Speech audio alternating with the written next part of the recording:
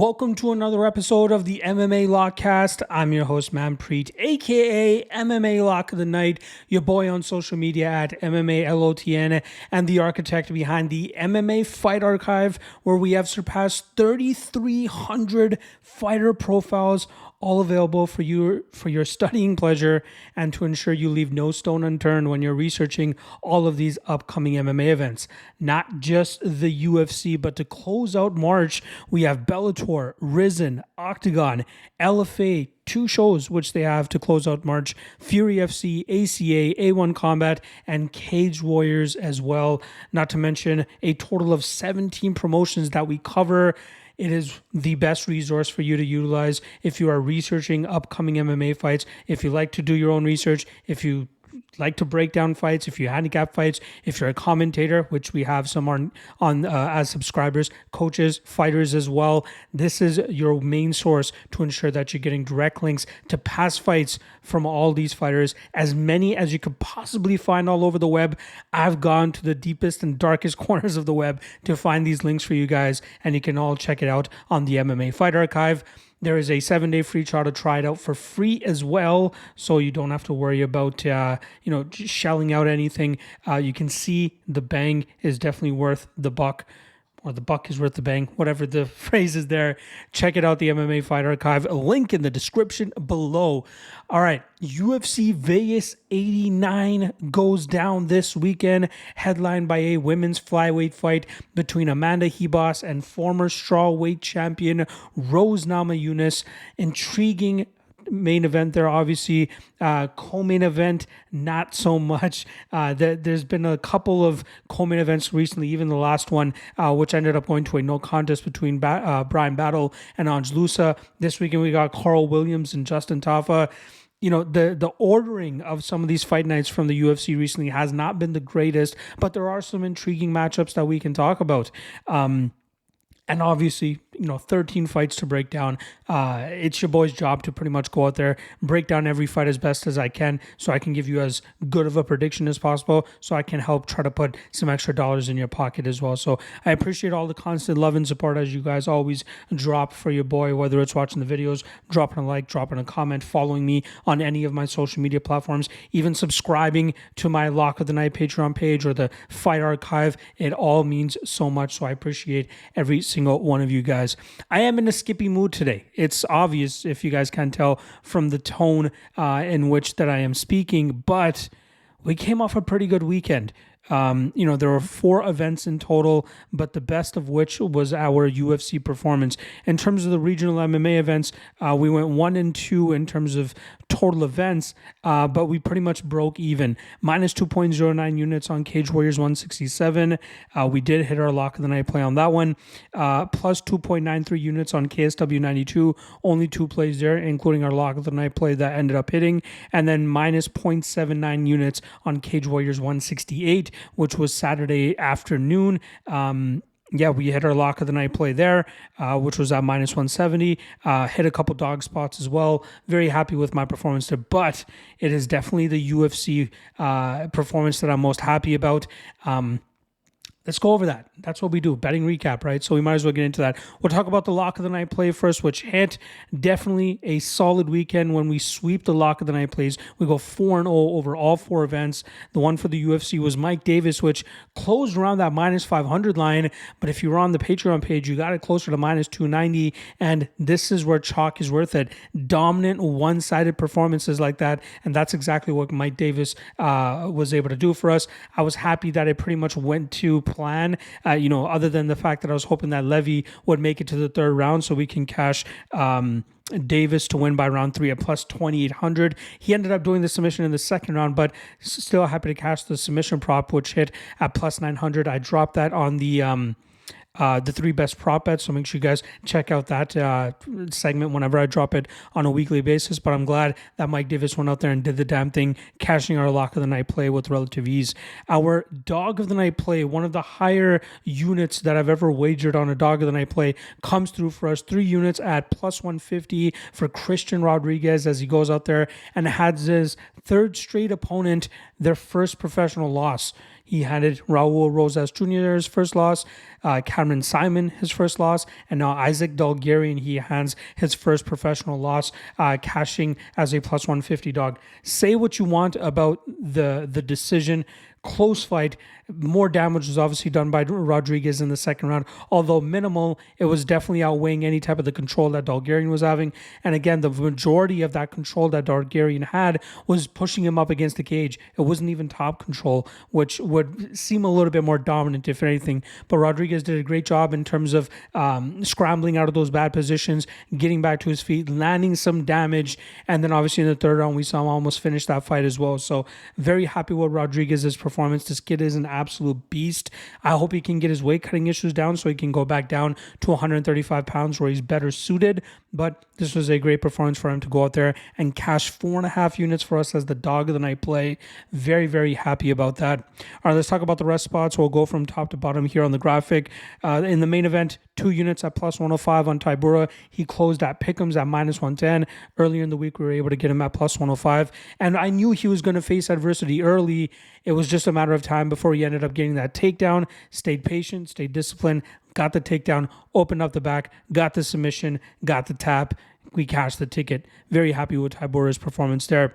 My dog shot on Brian Barberena did not come through at plus 205. I expected his takedown defense to be a little bit better, but we do have to credit Mearshar in terms of setting up those takedowns properly so that he can eventually open up that back take that ultimately allowed him to sink in that rear naked choke and get the tap. So unfortunately, we have to rip up the Brian Barberena ticket.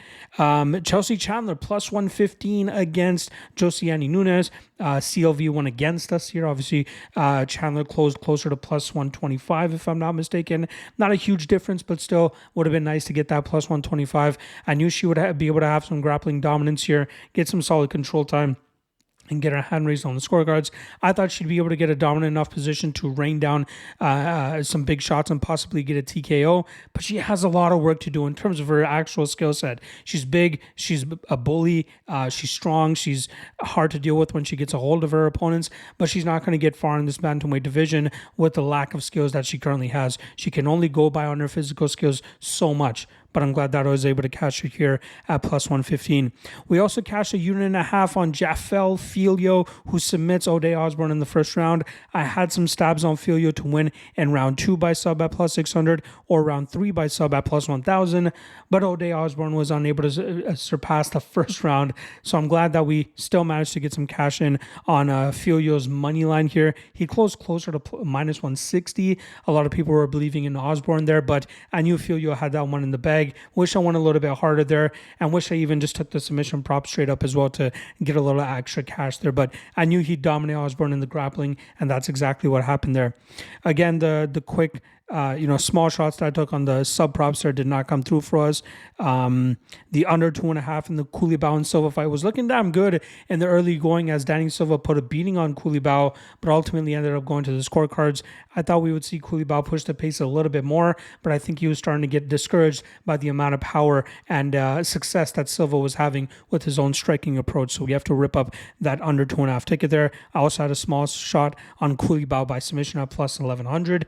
Really expected him to get the grappling going a little bit more, but was unable to do so. And then we cashed the chalky parlay here. Again, sometimes you just got to eat the chalk. We had Michelle Martignoni on Cage Warriors as well as Teddy Stringer on Cage Warriors cash with relative ease. And then Macy Casson puts the absolute beating on Pani Kianzad and eventually gets that submission to cash our minus 118 parlay for 1 unit there. So all in all for the UFC card, plus 9.27 units, 53% ROI. I think one of the best unit events that we had or have had through the first 3.5 months of the year. Got to keep more of this going. Very happy with that performance that we were able to have there. All right. So just quickly recapping, Lock of the Night plays again went 4-0 on the weekend. That now increases our Lock of the Night record to 16-10 for 61% hit rate. Trying to get it back up over to 75, 80%, but it's going to take a little bit of work. Slow and steady does it, obviously. Dog of the Night hits as well. with Christian Rodriguez. That now increases our dog of the night record to 8-18 for a 31% hit rate. We went 1-2 over the weekend. I did not have a dog of the night play for KSW. Didn't want to force anything. Didn't feel too good about anything. And if I'm not mistaken, only one dog ended up hitting on that card anyway. But yeah, so headed in the right direction, trying to get that dog of the night closer to 50% and then the lock of the night up closer to 70 to 75%. The Lucky two-step ended up hitting for us this weekend too, 6-3 now. Obviously doing very well in terms of that. I think that's at plus 3.8 units now for a 42% ROI. And then our Lucky Trinity was so juicy as we had Christian Rodriguez as the third leg there. That brings our record now to 4-5 for plus 5.78 units for a 64% ROI. Absolutely rolling on the free parlays. Reminder, you guys can get those free parlays on the Patreon first and foremost. Obviously, it's not free on the Patreon, but you get first dibs on it as I drop them on Monday evenings, and it's usually a worse line come Thursday when I drop it to the public. So if you've been tailing these these Lucky two-steps and Lucky Trinities parlays, you could have had a little extra change in your pocket if you were able to cash them a little bit earlier in the week. When the props the line is slightly better compared to when all the love starts to come in from the public. And then lastly, shout out to Godzilla Wins, where I post written breakdowns for the public. On Thursdays, we drop our main event prediction write-up, and then on Fridays, we drop the 3 best money line spots, of which I believe I went 3-0 on the weekend. Very happy about that, so make sure you guys check those out, either on GodzillaWins.com or once they've been posted, I drop them in the description in this YouTube page in the description below, so make sure you guys check that out. All right, we got 13 fights to break down for you guys this weekend, so let's not waste too much more time. Let's get right into it. The fights kick off in the heavyweight division, where we have Muhammad Usman coming in at plus 135, going up against undefeated Mick Parkin, who comes in at minus 155. We'll start off on the Usman side, who's on a 3-fight winning streak since joining the UFC, winning the Ultimate Fighter, and last time around he was able to have a gutsy performance against Jay Collier. He dropped the first round, won the second round off of output and clear damage. He was able to land some cuts and get him a little bit bloody and bruised. And then in the third round, he was able to land a takedown as Collier slowed down, and he was able to grind him out from that top position. Unlike his brother Kamaru, Muhammad does not rely as much on the grappling as he showed in that third round against Collier. More so, he's a tepid-paced kickboxer that likes to touch his opponents up from distance and not throw with too much power. He doesn't have a whole lot of knockouts on his record outside of that Zach Paunga fight that obviously won him the Ultimate Fighter, but this is a guy that doesn't have too much power that he normally throws with his strikes, just tries to pitter-patter his opponents and do enough in terms of landing the visible shots that would likely score for him on the scorecards.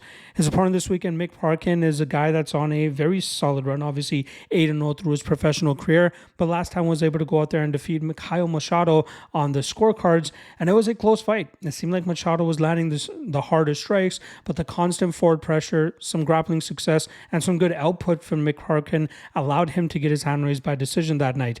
But this is a guy that I believe has a ton of potential, especially considering that he trains with the top heavyweights that the UK has to offer, not just with the interim UFC heavyweight champion Tom Aspinall, but also along the likes of former UFC fighter and I believe current KSW heavyweight champion Philip DeFree.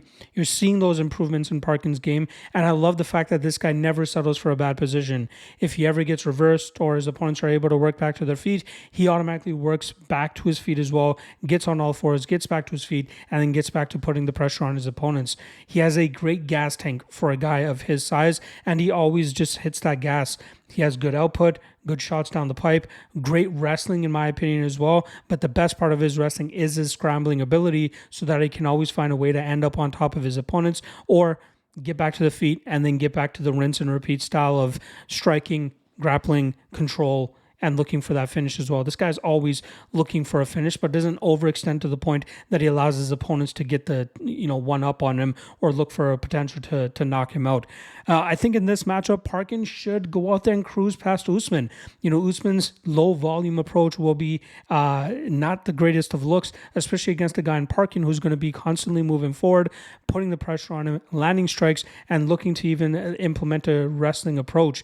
Usman might have some wrestling up his sleeve, but I don't think think he's going to be able to keep up with the scrambling and type of pace that Parkin is going to be putting on him. I think that we'll see Usman start to slow down late in this fight, just as we've seen him do in the past, and he might even get nightmares of that fight that he lost, the last professional defeat that on his record, which was to Brandon Sales, where he got submitted in the last round of their fight. I think Parkin is absolutely capable of doing that once again here, and I think that we can see Parkin either cruise to a decision, or I think he actually does snatch up a submission late in this fight, which is why that round 3 sub plus 3,000 was definitely calling my name. So I do like Parkin here. I think he makes it look relatively easily outside of an Usman flash KO or any sort, but even that's not something that he's used to bringing to the table. Parkin should control most of this matchup, put together a much better body of work, and get his hand raised on the scorecards. Next up, we got Igor Severino going up against Andre Lima, plus 150 on Severino, minus 180 on Lima. Starting off on the Severino side, who's coming off the Contender series. He was able to go out there and knock out Jonathan Silva in a fight where he was pretty much controlling the fight from the first bell. He did a great job in terms of putting pressure on his opponent, which is what he normally does, utilizing straight shots and speed down the pipe so he can hurt his opponents, but also his ability to mix in his grappling so he can apply his purple belt and BJJ to look for submissions, or that dominant position from that top spot where he's able to rain down big shots and get his opponents out of there.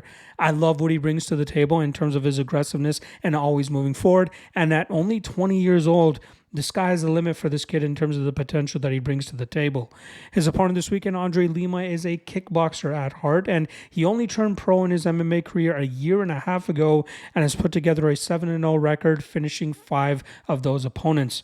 One of those fights that ended up going to a decision was his Contender series winning performance against Zanidim, but that guy did not want to fight him at all. It seemed like he was constantly moving laterally around the cage and didn't want to engage much at all with Lima, and that left Lima kind of just staring at him like, hey, what the hell? I thought we heard a fight for a contract. And Lima, whenever he did let go, was landing with some solid pressure, solid power, and that obviously was why he ended up winning on the scorecards there. Lima is a solid fighter. His kickboxing is nasty, throws in combinations, a little bit tepid paced at times, so you want a little bit more output from him at times, but he throws with power and he throws with consistency. In terms of his grappling, his grappling is largely control-based, more so than looking for finishes in those spots. He was able to finish his opponent 2 fights ago, Igor Talon, on the mat because it looked like Talon just absolutely gassed and did not have much to offer in return. So Lima was able to just posture up and rain big elbows down at the ending of the second round to get the finish there. But I've seen him for large portions of fights just control positions without really threatening with a submission or any type of finish, just so that he can catch his breath. Because to me, it looks like he has an issue in terms of managing his gas tank, and that could end up biting him in the ass here against a guy in Severino who likes to push the pace and stay in his opponent's grill. And that's why I lean the underdog in this spot. Lima might be the cleaner technical striker, but I think that's going to be thrown out the window as Severino stays in his face, mixes up levels, throws output, gets this fight to the ground, mixes in his grappling, and really just puts on all these different levels of activity that Lima might not be able to keep up with. Unless Lima hurts him badly in the first and second round or even puts him away, I think it's going to be tough for him to deal with the style that Severino is going to bring to the table. I think Lima has benefited from some spots in fights that have allowed him to just catch his breath and just stay alive enough to eventually see the scorecards. But I think it's going to be tough to do against a guy in Severino who's going to consistently push him here. So I do like Severino. I think Severino wins this on the scorecards, and I think he's a damn good underdog play as well. All right, moving on to the women's bantamweight division, we got Montserrat Rendon coming in at plus 160. She takes on UFC newcomer Daria Zheleznykova.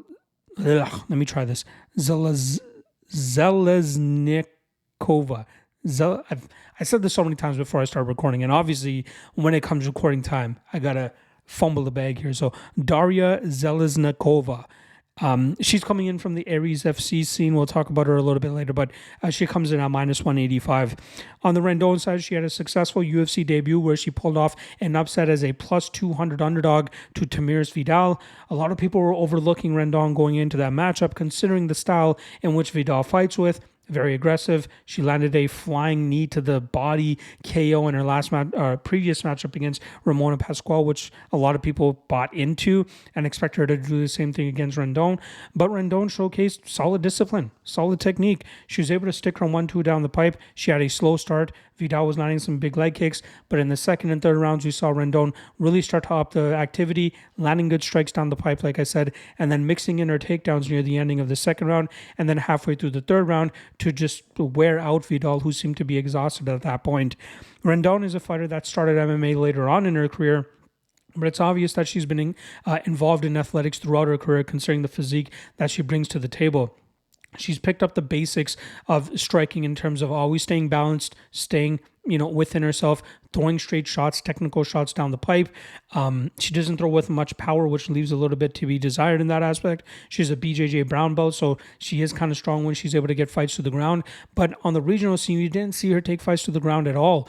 The only time opponents would find them on their back is when she was able to knock them down. But she started to see that there was a possibility for her to win her last fight against Vidal if she implemented her grappling, and that's a sign of a fighter that's possibly maturing and getting smarter inside the cage as well. Her opponent this weekend, Daria, has one loss on her record, which is to current UFC bantamweight, I believe, Melissa Dixon, or Melissa Mullins as she's now known, and Daria has actually defeated a former UFC fighter on the regional scene, where she was able to take Liana Jojua to a decision and pretty much beating her in every aspect of the game. She showcases decent striking, good footwork. Her takedown game is kind of basic. Her takedown defense is a little bit questionable. She's somewhat active off of her back, but I think fighters with a solid enough, at least purple belts should be able to stay out of any submission she throws up off of her back. But she doesn't do anything exceptionally well. She doesn't strike me as a fighter that where you have to be like, all right, look out for this prospect. She's going to be something big. She just looks like a fighter that the UFC is trying to fill out the bantamweight division with. And not saying that she can't be successful. It's possible, but I have to see her do it against somewhat better fighters, in my opinion. Rendon may not be the ultimate test for her, but Rendon will definitely be somebody that's going to cause her some resistance and possible issues. If Daria is unable to get her takedown here, which I think she's going to struggle with, considering the strength advantage that Rendon will likely have, will she be able to stay away from that 1-2 down the pipe that Rendon likes to throw, or will she be able to stay away from the possible takedown attempt that Rendon will be trying to go for here, trying to outpower her, trying to outmuscle her, get her to the ground, maybe rough her up from that top position. She's a BJJ brown belt. She's capable of possibly grinding this fight out as well. So I have to lean with Rendon here. Now, I'm not going to get to the betting window as of yet. I feel as though Daria might take some action from the public here. People might fall in love with the last name, see some finishes on a record and be like, all right, she might be able to do what Vidal was unable to do. And she does show better cardio than Vidal, so I'll give her that as well. But I just feel that Rendon has the basics down enough, and the physicality, which usually means a lot more in women's MMA, may be the difference maker in this matchup. So I'll keep an eye on the line here. If Rendon gets back up to plus 200, which is what I took her at last time against Vidal, maybe I'll be forced to take another shot on her here. But I think she can do enough to grind this fight out and get her hand raised on the scorecards. Moving over to the featherweights, we got Jarno Errens coming in at plus 160. He goes up against UFC newcomer Steven Nguyen, who comes in at minus 180. Now, I'll start off on the Errens side, who is a fighter that I actually backed last time around against Sungwoo Choi. Really think that we'd see the judo on display with Errens being able to get Choi to the ground and have some success. And he did in the second round, but Choi managed to work back to his feet and even land his own takedowns in the second and third rounds, which eventually allowed him to grind out that fight and win it on the scorecards. Errens is a decent fighter, but I'm just not sure if he's UFC level. His striking is not horrible, but his grappling is, something that's lacking, and you would expect to be a lot better considering that what we saw in the regional scene from him. He's a decent fighter, but he is definitely on the chopping block here and will likely get cut from the UFC if he can get his hand raised in the spot. His opponent, Steven Nguyen, got 3 attempts on the Contender series, first of which he came up short back in 2019 against Alon Cruz, who was able to knock him out with a flying knee in the last round of that fight. The second time it was back in 2021, I believe it was, where he was able to pick up a victory over Juarez. And that was a fight, it was, I think it was, whatever, the second last opponent that he fought. And that was a fight where he showcased a full skill set, striking to the grappling, but the UFC was not impressed enough that they did not end up signing him there. He ended up staying on the sidelines for about 2 years until the UFC called his name again for the Contender Series, and he came through with a big and dominant knockout victory over AJ Cunningham. That was a fight where he showcased his striking capabilities, which is high level, but I would like him to just kind of rein in the striking defense a little bit more. I think at the higher level in the UFC, he will definitely get caught by better technical strikers that have more power than him and would definitely make him pay for having that type of lackadaisical striking approach. I don't like how hittable he is. I don't like the damage he's willing to incur to inflict his own damage. Now, more often than not, he'll likely be the better striker in terms of just putting combinations together, asserting his range, and just touching his opponents up from distance. But like I said, better strikers will be able to make him pay for that lackadaisical striking approach, striking defense, I should say. So I wouldn't be surprised to see him try to implement a little bit more grappling just to change up the game a little bit more. He's finally in the UFC now, so he doesn't have to worry about really impressing the UFC brass in terms of signing him to the UFC. So maybe we see a little bit more of him being conservative compared to his last matchup where he really felt he needed to put a show on so he can get to the UFC. And that's what he could end up doing here against Errens. But I think minus 180, a little bit too wide for me to be comfortable in terms of picking a guy in Nguyen who's making his UFC debut and Errens who has had some tough fights but close fights over his last 2 fights in the UFC. Errens could make this one a little bit closer than it should be. I'll pass on this fight all in all, but I still think that Nguyen is the better overall fighter here, which would allow him to go out there and get the decision victory by putting together a better body of work. All right, moving on to the next fight. We got bantamweights going at it as we got Miles Chapo Johns coming in at minus 145. He's coming in on short notice here to take on Cody Gibson, who comes in at plus 125. Now, this was originally supposed to be Davey Grant, but I believe he pulled out, and in steps Miles Johns, whose head coach is actually fighting later on in this card, and Trey Ogden. So I think he was just like, you know what, let's try to peak at the same time. Let's throw down on the same day and see how that benefits us moving forward. Now, Miles Johns is coming off of a no contest against Dan Argueta, but that was a fight that he actually ended up winning, but popped for an anabolic steroid, if I'm not mistaken, but it was in a very low dose. So USADA and the State Athletic Commission only suspended him for 4 months, which had him eligible to come back to compete back in February. It was a small amount. I'm not going to say this guy's a juicer or a steroid user at all. He's just an athlete. This guy's quick, explosive, powerful, and he starts to slow down later on in fights. But I think ever since he's teamed up with the guys over there at Marathon MMA, he's done a great job in terms of knowing how to survive in deep waters when he's starting to slow down. And I think he showcased that perfectly against Dan Argueta, where he showcased continuous lateral movement, but then crashed the pocket enough with stiff jabs, which bloodied the nose and mouth of his opponent, but also his 1-2s down the pipe, which he throws like... The speed translates into the power. And I think that if he tries to continue to keep the speed going with his punches, even late in fights, it could end up allowing him to find a knockout just by trying to get to the target with speed. So what he normally likes to do is try to implement his wrestling, where he's able to grind opponents out from that top position. He's very strong from there, lands some good ground and pound. But I've tried to really have a big knock on him in the past in terms of the fact that he just slows down a little bit too much. If you're able to take control of fights against him, you might be able to get the fight in your hands, but he just has so many different levels in which that he can win fights with his wrestling, with his power, with his movement, with his striking, with his speed. He could end up being better than we originally thought, even after that loss that he took to John Castaneda in a fight where he really didn't know how to manage his gas tank all that well. His opponent this weekend, Cody Gibson, is an absolute veteran of the game. His opponent this weekend, Cody Gibson, came up short on the Ultimate Fighter finale, where he had an absolute war against eventual winner Brad Katona, and they had combined for a total of 326 significant strikes landed. Absolutely crazy back and forth fight that went back down at UFC 292. Both guys took some big damage. Cody Gibson ultimately ends up coming up on the short end of the stick as Katona was able to visibly hurt him in some spots that ultimately allowed the judges to score it in Katona's favor. But Gibson is a slick boxer who likes to use combinations and touch his opponents up with his good footwork, but he also has a wrestling background in which he's been able to, utilized at times, but it's clear that if there is an opponent that is the better wrestler, they are able to take advantage of that by taking Gibson to the ground and grinding him out from that top position. He's a veteran of the game, 36 years old. He has 28 fights under his belt.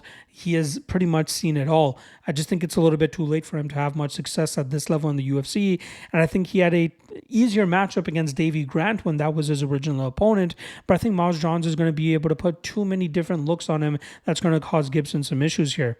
Now, Gibson could make this competitive if he's able to stop the takedowns of Johns and force Johns to strike a little bit more, but I still feel the speed and explosivity of Johns will cause Gibson a little bit too much. Not to mention, with Johns' ability to not remain a stationary target, it's going to be hard for Gibson to get off on his combinations, which could frustrate him, which could walk him onto some big shots from Johns as well.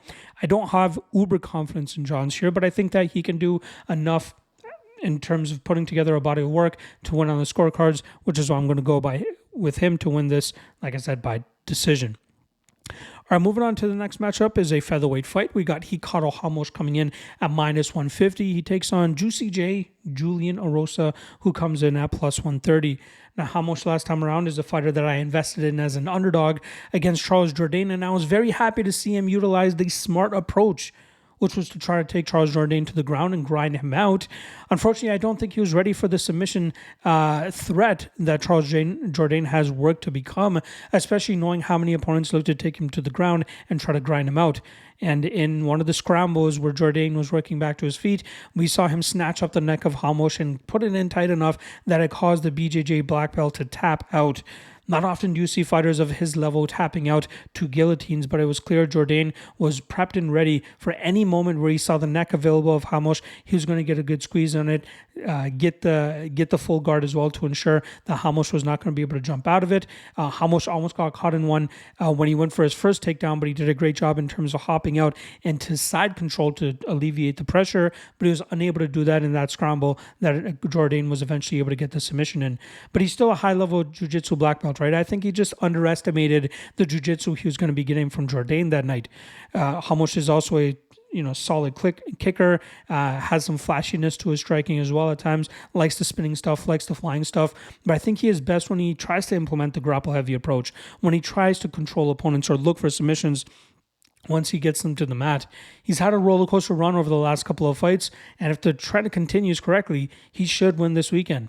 His opponent this weekend is on a bad trend. 2-fight losing streak, both fights in which he got knocked out. The first of which was way more devastating than his last one when Alex Caceres put him clean out with that head kick. Erosa clearly should have taken off more time than he did. And then he came back and he ended up getting TKO'd by Fernando Padilla, who hurt him badly and then just kept on the gas, kept on the volume, and the referee was forced to step in and stop that fight as a standing TKO.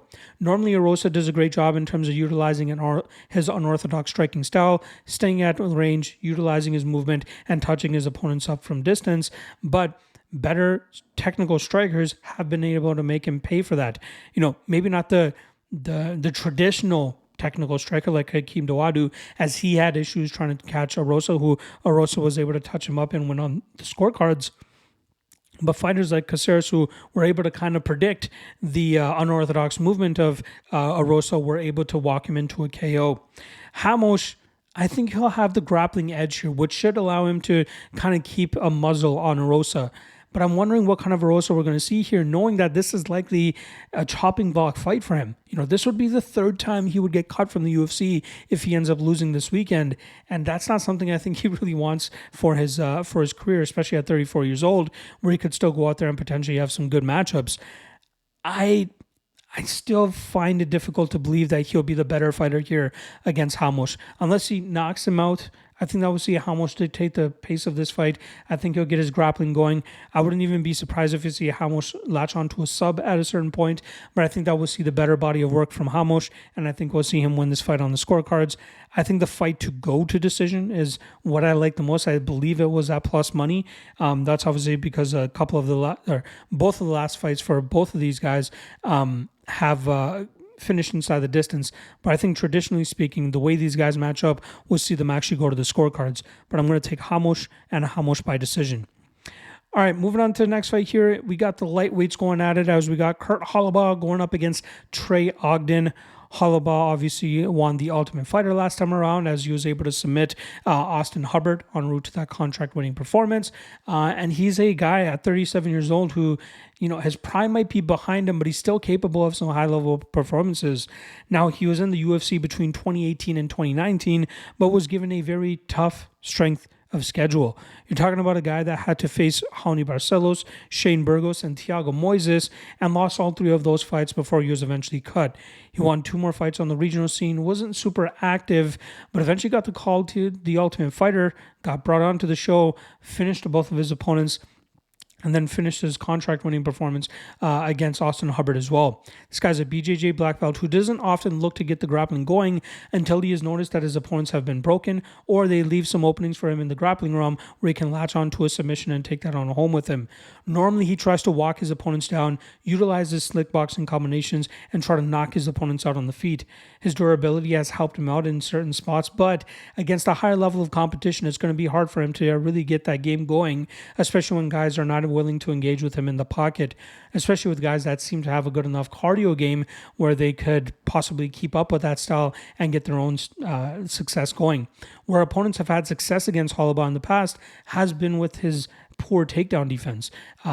Sometimes he invites the takedown so that he can get his jiu-jitsu going, but there have been good enough opponents that have been able to grind him out from that top position without getting submitted, and that ultimately leads to him getting the defeat. Now his opponent, Trey Ogden, this weekend is coming off of a no contest, and it was very unfortunate because that was probably one of the best performances we've seen from him since joining the UFC. Obviously, his big upset victory over Daniel Zalhuber is something that we can't forget, but that win against Nicholas Mota was very complete. He was landing big shots on the feet, mixing in takedowns, and he was so close to securing that finish in the 3rd round with submission, but the referee stopped it prematurely. Nicholas Mota did not tap, and then ultimately that fight gets called a no contest, and Trey Ogden is pretty much robbed of his win purse that night. But that was the best version of Trey Ogden that we've seen, a guy that mixes his striking and grappling so seamlessly that his opponents were having a tough time in terms of figuring out the best way of attacking him. Now, in this fight against Kurt Holobaugh, I think that will benefit him. The constant movement, the straight, slick jab down the pipe should bust up Holobaugh, especially with Ogden not exchanging in the pocket that often. That's going to cause Holobaugh some issues, and that could cause him to overstrike, overextend, which will lead to an eventual takedown from Ogden, who is a BJJ black belt in his own right, and I think he should be able to deal with any of the type of offense that Holobaugh might be throwing off of his back. So I do like Ogden here. I think he can dictate and control the pace of this fight with relative ease. He's not a guy that's going to break easily. This is not an Ignacio Bahamondes type of opponent where Bahamondes was able to just keep him at bay with his long shots, his better technical striking, and just kicking from that range distance. Holobaugh is more of a guy that mixes it up in the pocket, and he's going to be unable to do so as Ogden dictates the pace from the outside and eventually starts landing takedowns and controlling this with the grappling as well. So I'm going to go with Ogden here. I think Ogden wins by decision. All right, moving on to the next fight here, it goes down in the featherweight division where we got Fernando Padilla coming in at -160 as he takes on Luis Pajuelo, who comes in at +140. Now, Padilla is coming off of a loss to Kyle Nelson in a fight that he started off kind of hot, utilizing his distance striking and touching up Kyle Nelson, but Nelson did a great job in terms of incorporating more movement and good output in the 2nd and 3rd rounds to really start to put it on Padilla, who seemed to be slowing down. Padilla had no answer for the type of style that Kyle Nelson was striking him with. He ended up kind of just getting behind the ball there and was unable to really just catch up and ended up losing that fight on the scorecards. Out of the 15 career victories on Padilla's record, 13 of them have come by finish, which often showcases that he doesn't really do well when fights get extended into deep waters, which is, again, what Kyle Nelson was able to take advantage of. Padilla has a slick strike or jiu-jitsu game as well, but a lot of that comes from his back when his opponents look to take him to the ground. And he utilizes his long limbs to throw up submissions, cause some imbalance in their posture, or even try to look for a reversal and get on top. But it seems like he is most comfortable striking from range and just trying to finish his opponents from that distance striking style. His opponent this weekend, Luis Pajuelo, is an absolute bull with the way that he fights. He's 8-1 with the one defeat coming by split decision, a fight that you arguably could have scored in his favor as well. But it was his performance on the Contender series against Robbie Ring that showcased how good this guy could be. He put the absolute pace and pressure on Ring, and Ring broke within 2 minutes of that fight, allowing Pajuelo to TKO him in, I believe it was the 3rd minute of the first round.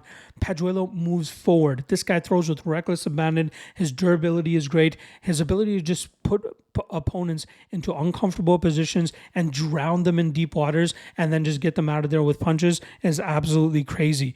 I still want to see him perform against higher levels of opponents before we really dictate what his ceiling can be, because he does leave some openings in terms of better technical strikers, to potentially snipe him and take him out of there. But I think that he has the perfect style to really cause Padilla some issues here. I think Padilla will struggle to establish his range, and he might be able to land some shots from distance at first, but he's going to consistently be moving on his back foot, and that will cause Pajuelo to just keep moving forward, keep that pressure, stay in his grill, put punches on him, and I think that ultimately leads to a Pajuelo TKO of some sort. Padilla is absolutely capable of wrapping up a submission here if he catches Pajuelo, slacking in any clinch situation, any position where Padilla can wrap up a Darce choke, anaconda choke, or guillotine. Pajuelo needs to be very careful in those spots. But for the most part, I think we'll see Pajuelo just moving forward, throwing big shots, trying to hurt the body of Padilla, slow him down, and then eventually open up that TKO opportunity. But I love Pajuelo in the spot. I think he's a damn good underdog, and I think he ends up coming out on top inside the distance. All right, moving on to the next fight. Again, in the featherweight division, we got Billy Quarantillo coming in at -160, going up against Youssef Zalal, who comes in at +140. Now, Billy Quarantillo was scheduled to fight Gabriel Miranda on this card, but unfortunately Miranda was unable to compete on this card, and thus Youssef Zalal gets a short notice call-up to get back into the UFC. Quarantillo exchanging wins and losses over his last 6 fights. Last time around, going out there having a tough first round against Damon Jackson, but he was able to utilize his usual Billy Quarantillo style to put that pace and pressure on Jackson to win the second round and emphatically win the third round to get his hand raised on the scorecards. I'd like to say that Billy Q uses a glorified version of the Homer Simpson approach to win his fights. And I mean that with the utmost respect, right? He eats damage in the first round. I think out of the 8 UFC fights that have gotten at least to the second round, he has only won 3 of the first rounds on the scorecards, at least 2 judges scoring it in his favor. Showcasing that he's usually a slow starter, usually doesn't mind getting hit or getting beat on a little bit so that he can really start to rev his engines and get things going in the second and third rounds where he just stays on pressure, stays in his opponent's face, putting big punches on them, mixing in some takedowns, getting his jiu-jitsu going, which is what I really believe is his bread and butter, and that has made him successful against guys that are unable to deal with the pressure, against guys that don't have great gas tanks. The guys that are beating him are guys that are significantly better technical strikers like we saw with Shane Burgos and Edson Barboza, or guys that don't have a cardio issue and have a well-rounded enough skill set to deal with that pressure style that Quarantillo brings to the table, as we saw with Gavin Tucker. And that's possibly what Quarantillo might be facing this weekend in Youssef Zalal, who went 0-3-1 in his last 4 fights with the UFC before they ended up cutting him. Then he goes on the regional scene, gets 3 straight first-round finishes to eventually get this call back to the UFC. Sure, we can question the level of competition he was facing on the regional scene, but he still showed a bit of an aggression that we didn't see from him in the UFC, which could help him be more successful in his second stint with the promotion. Zalal is a solid striker who does good work with combinations, controlling the pace with his forward movement, with his combination striking.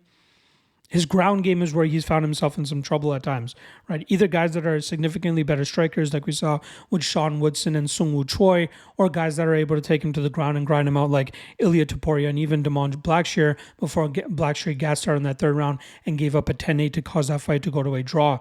But if Zalal has improved his aggressiveness a little bit on the feet, things could go a little bit better from this time around. He has the gas tank to go a hard 3 rounds if he needs to, and I think he's the better striker compared to Billy Quarantillo.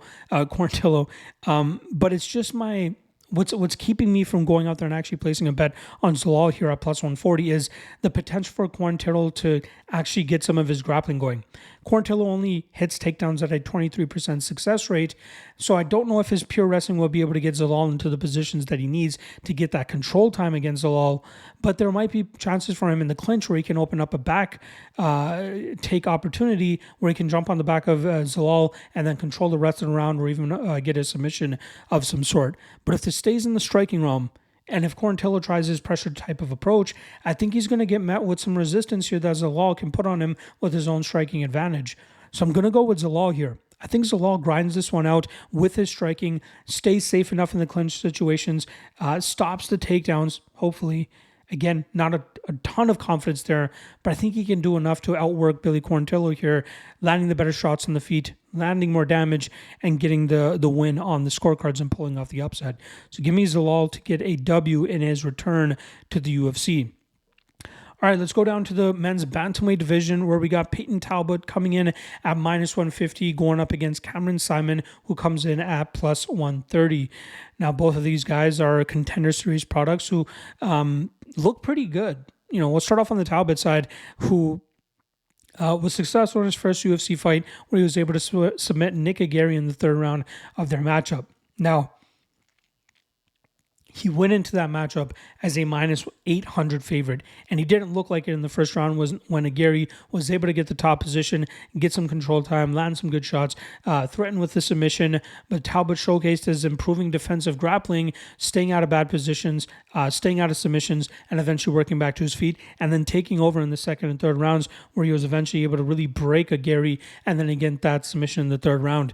Talbott is at his best as a guy that likes to utilize his combination striking style, which I think he's pretty damn good with. Throws with solid power, mixes it up to the body, good leg kicks as well. He seems to often be fighting guys that look to take him to the mat, which is why you see continuous improvements in his grappling game, defensively speaking, so that he can keep fights in the striking realm where he's able to get his handiwork going a little bit more. 25 years old, still young, still improving, still growing, and I think that he's at a perfect spot in his career where he can take that steady step up in competition and continue to show improvements and a solid game all around. His opponent this week in Cameron Saaiman is a guy that I've been high on throughout his career on the Contender Series. So I was able to cash him as a near +200 underdog against Josh Wang Kim in a fight where he utilizes superior athleticism and power to really put it on Wang Kim and then get him out of there by TKO.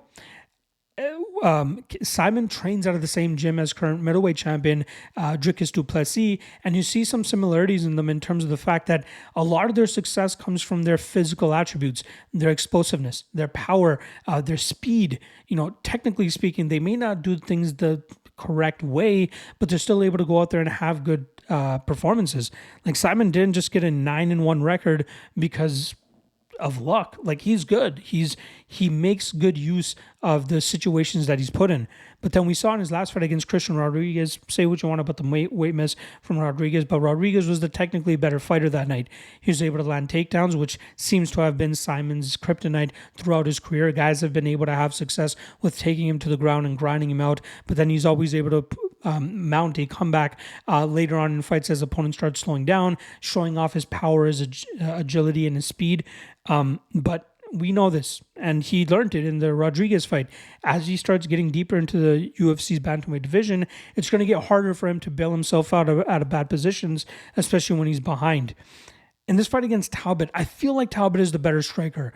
Saaiman might have more power, which could cause Talbott some issues.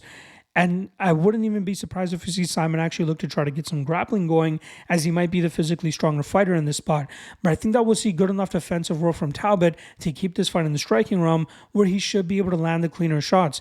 Maybe not as much power as Saaiman, but I think he can land them cleaner, more technically, and that could even open up possible finishing opportunities here for him. I just think that Talbott is the cleaner fighter overall here. Saaiman is talented, needs to just continue sharpening his skills, his technical abilities, so that he can complement the physical traits that he brings to the table so he can be more successful at this level. But I'm going to go with Talbott. I think Talbott outstrikes him on the feet, touches him up, lands some big damage. Wouldn't even be surprised if he goes for his own takedowns just to try to mix it up on Saaiman. But I think that Talbott wins this fight, and I think he wins it on the scorecards. All right, Moving over to the middleweight division, we got Edmund Shahbazyan coming in at -195. He takes on AJ Dobson, who comes in at +170. Now let's look over at Edmund Shahbazyan first and foremost, and it doesn't look that great considering how much red you see on his record. 1-4 over his last 5 fights. Last time around, though, he was in a no-win situation. He's going up against a guy in Anthony Hernandez who was the worst stylistic matchup that Edmund Shahbazyan could ever ask for. Shahbazyan had some glimpses of success. He had a tight guillotine choke, but Hernandez knows how to get out of those bad positions. And then it was ultimately the gas tank of Shahbazyan rearing its ugly head once again, as we've seen in the past, where he started to slow down and Hernandez was able to drown him with that pace and pressure that fluffy Hernandez is known for. But Shahbazyan is slowly making improvements with his team at over there at Extreme Couture. We know he's a great technical striker, throws with some solid power. His choke game is not that bad either in terms of wrapping up submissions and taking those with him. But it's just his cardio management. Like being able to manage the gas tank over 15 minutes should be the point of emphasis in all of his training camps. He's still more reliant on finishes in my opinion, but I would like to see what kind of product we get from him this weekend, especially now that he has more time with the Extreme Couture guys. His opponent, AJ Dobson, is a student of Mark Coleman, and obviously we know Mark Coleman was going through a rough time over the last week or so. He's back in the gym. I don't know if he'll be in the corner of Dobson. I think it's too early for that, but Dobson will obviously have a little bit more to fight for than Shahbazyan at this point in time in terms of just the encouragement that he's possibly getting from the hometown team there. But Dobson's a guy that I haven't really been sold on overall, right? He's a low-pace striker. His wrestling is mediocre. I don't think too highly of him, right? You see better guys that are technically better than him, and Jacob Alcuna and Armin Petrosian defeating him just by being more active or out-grappling him, out-striking him. He was able to beat Nchukwi because Nchukwi just was way too patient. Nchukwi was a guy that was looking for openings that were not there, and Dobson was just able to get ahead of him in terms of striking and grappling. But I just don't think that highly of Dobson. The advantage that Dobson could potentially have here is his gas tank. If he's able to stay safe enough and not get finished here, Shahbazyan might have trouble in deep waters against him, but I just don't know how much of a threat Dobson presents to cause Shahbazyan issues.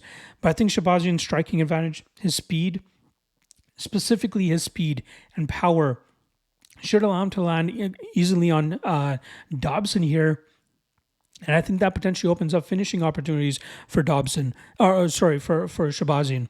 What I'd possibly be looking at is maybe a submission prop on Shahbazyan, which I saw at +900. And I'm thinking more so like a club and sub opportunity where he snatches up the neck of Dobson when Dobson's really not expecting it. But I also think that Shahbazyan is just a little bit too slick and a little bit too smooth for him.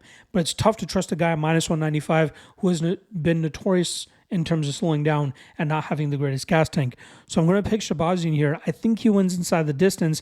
Maybe a small sprinkle on Dobson in round 3 is not a bad idea, but I think Shahbazyan will do a better job all around to get his hand raised, and I think that we'll actually see him get a finish within the first 2 rounds. All right, moving over to the co-main event. One of the weirder co-main events. Again, probably not as weird as Battle versus Lusa was last week, but still a weird main event. We got a heavyweights going at it. Carl Williams coming in at -170, +145 the return on Justin Tafa. Now, we saw Williams closer to -250 early last week. It seems like significant line movement has come in on Justin Tafa. But let's talk about this fight first and foremost. Carl Williams on a solid winning streak. He's won his first 2 fights in the UFC, mainly utilizing his grappling. This guy does a great job in terms of taking his opponents down and grinding them out from that top position. He used to be a light heavyweight, but has now settled at heavyweight, considering he probably just doesn't want to cut weight anymore. He's 34 years old. I guess I get it. This is a guy that also kind of deals with a little bit of cardio issues, but has been lucky in the fact that his opponents have been unable to exploit that from him. He showcased in his last fight against Chase Sherman that he was able to get the takedown in the first round, do some good work from that top position.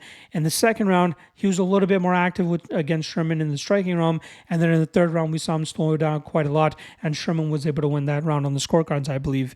But Williams is a guy that largely relies on his strength and his bullying abilities to get opponents into bad positions and just hold them there. That's going to get harder to do as he continues to take steps up in competition, and that might be derailed this weekend against the guy in Justin Tafa, who has a 100% takedown defense rate, although he's only faced 2 takedowns in his entire UFC career to this point. And those takedown attempts didn't even come from guys you would expect it from, compared to the guys that never shot on him that you would completely expect it from. The Juan Adams, the Jared Vanderas. Those guys didn't even attempt one takedown attempt on Tafa. But we know what Tafa's all about. Decent leg kicks, but just massive power in his hands. And I feel like that's going to translate for him here against Carl Williams. Now, when I originally studied this fight, we had Tafa closer plus 185, and I was just being a little bit too greedy, and I'm like, you know what? Let's wait until the knockout prop comes in, because that's likely his best way to win this fight, right? Williams will be the better minute winner. I'd be surprised if Tafa has success in his striking without knocking out Williams, so might as well just take the knockout prop. And then by the time the props came out, Tafa dropped to plus 145, and the knockout prop came out at plus 185. So I might end up just passing on this fight all in all, but I do think that Tafa has good enough game here to make Williams pay on the feet, and he should be able to knock out Williams probably in the second or third round. Williams could have some grappling success early, but I think he's going to struggle in terms of finishing. He is not much of a finisher. His finishes have come against guys that were clearly outmatched against him, and Tafa is not outmatched in this spot. So I'm going to go with the underdog heavyweight here in Tafa for him to, battle through some early adversity, but eventually come back and find the knockout in the second or third round as he starts marching Carl Williams down. So give me Justin Tafa and Tafa by knockout. All right, that brings us to our main event. Flyweights going at it here as we have Amanda Ribas looking to build off of her spinning heel kick knockout victory over Luana Pinheiro. She comes in at plus 180. She's going up against Rose Namajunas, who currently finds herself at minus 210. I'll start off on the Ribas side, who is a fighter that I've largely looked to fade in the past. But I will never forgive myself for the fact that I overlooked the Luana Pinheiro round 3 prop last time around. Pinheiro is a fighter that I've historically tried to fade in that third round. I've taken so many fighters against her, especially their third round prop, to finish Pinheiro in the final round. And then I overlooked it in the Ribas fight because I expected Pinheiro's early striking advantage to knock out Ribas. But Ribas has clearly shown that her durability is not that bad. Like when she's gotten finished in 3 of her 4 losses by TKO, but the T is the most important thing in the TKO loss there. She's never getting put out clean. She has so much will and so much determination that she continuously comes forward no matter how much she's getting battered. Even in her wins, you see her lumped up and bruised because of how much damage she's willing to take. Now she will visibly get hurt, but you'll never be able to just put her out cleanly. She just walks herself into so many strikes, and that's the big qualm that I have with Amanda Ribas, is that her striking looks more flash than substance. She moves a lot, she feints a lot, she causes a lot of activity, which is what ultimately caused Luana Pinheiro to slow down and get knocked out late in that fight the way that she did. But she leaves so many openings for better strikers to just land down the pipe and hurt her badly. That's how Marina Rodriguez was able to finish her. That's how Macy Barber was able to finish her, by just continuously just go down the pipe. Her head movement's not going to be the greatest. She's going to take the shot on the chin. It's just going to take one of those to hurt her enough to open up a barrage of strikes that you can put on her to potentially get her out of there. Now, I don't want to make this breakdown completely about me shitting on Ribas' striking defense, because she does other things well. She has a good BJJ game. Her wrestling game is not that bad. She can control her opponents well on the mat. But we see whenever she takes steps up in competition, things start to get harder for her. Like the Viviane Araujo fight. That was a big win for her, but I think she benefited from some small mistakes that Araujo made that allowed Ribas to get her to the ground and grind her out and not allow Araujo to have the striking success that she should have had in the first 2 rounds had she been able to keep that fight in the striking realm. So Ribas is a good grappler, a good grinder, good BJJ specialist, good with the activity in terms of the striking, but technically better fighters are going to get the better of her. And that's what I think we're getting here in Rose Namajunas. Now, Rose, she won the title, she lost the title, she won the title, she lost the title in a very unfortunate and probably the worst title fight we've ever seen against Carla Esparza. And then she goes out there and loses to Manoa Firo in a fight where she dropped the first 2 rounds, had a strong third round, but it was just too little too late for her. But Namajunas is still capable of high-level performances, right? She's 31 years old. It feels like just yesterday that we were just talking about how skilled she is, how much potential she has, and, she's still so young. But now she's 31 years old. She's on a 2-fight losing streak. She's in a new weight class. But she still has the capability to go out there and have high-level performances. We know what she's good at. Long distance striking, kicks up the middle, setting up traps, springing them, knocking opponents out, having slick submissions as well. Wrestling game, not the greatest, as we saw against Fido. She might be at a strength disadvantage at this flyweight division against certain opponents. But if she can get in a groove with her striking, if her mental is right, she might be able to have success over some of the top women in this division. And I think this weekend is an example of that, where she should have solid success over Ribas. Now, what I'm kind of liking in this spot is actually Namajunas by TKO. And it seems like the odds makers are privy to that as well, because the last time I saw it, I think it was like plus 125 or plus 150. But I thought we'd get at least plus 200 women's MMA. But it seems as though that the public is, or the odds makers are privy to it, considering the 3 out of the 4 losses on Ribas' record have come by TKO. And we know that Namajunas is capable of KOs. But I think it's going to be the technical striking advantage of Namajunas. I don't think that Ribas is going to be able to hold her down, so she's going to be forced to strike with Namajunas. And then I think to that we'll see a similar like head kick kind of KO from Namajunas, similar to what she was able to do against Wali Zhang. I think she'll set up a trap. I think we'll see Ribas walk right into it, and I think we'll see Namajunas finish this fight within, I'd say 3 rounds. The total is set at 4.5, and the under is actually favored. So odds makers believe that Namajunas likely finishes this fight. She's the favorite. The under is favored. I'd be surprised if Ribas is the one that finishes this, right? That would be tough. Ribas, I think her path to victory is a grapple-heavy approach, and I don't think that she's a high-level BJJ black belt, but I don't think it's to the level that she'll be able to submit somebody like Namajunas. So I think we see Namajunas control this fight in the striking realm. I think she stops the takedowns that are inevitably going to be coming her way. And then I think we obviously see Namajunas find that knockout. I'm going to call it round 3 as she starts to settle into this fight, sets the trap, and then eventually springs it on Amanda Ribas. There you guys go. Breakdowns on all 13 fights for this UFC Vegas 89 card. I am so excited to get some more fights under our belt. We got a bunch of more fights going down this weekend. I'll be breaking down Bellator Belfast for you guys, which goes down on Friday. I'll look to get that podcast up for you guys by Wednesday or Thursday, so keep your eyes peeled for that. And then we have LFA and OKTAGON going down on Saturday.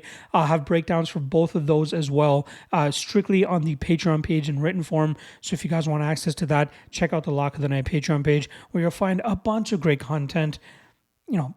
Degenerate parlays, same game parlays, props, all that stuff. I go in depth to every single card that I cover and have you guys covered pretty much from every single angle as well. So make sure you guys check it out. The Lock of the Night Patreon page, link to that in the description below. All right, that's a wrap for the show. I'll see you guys again tomorrow for the top 3 Lock of the Night candidates for UFC Vegas 89. Peace.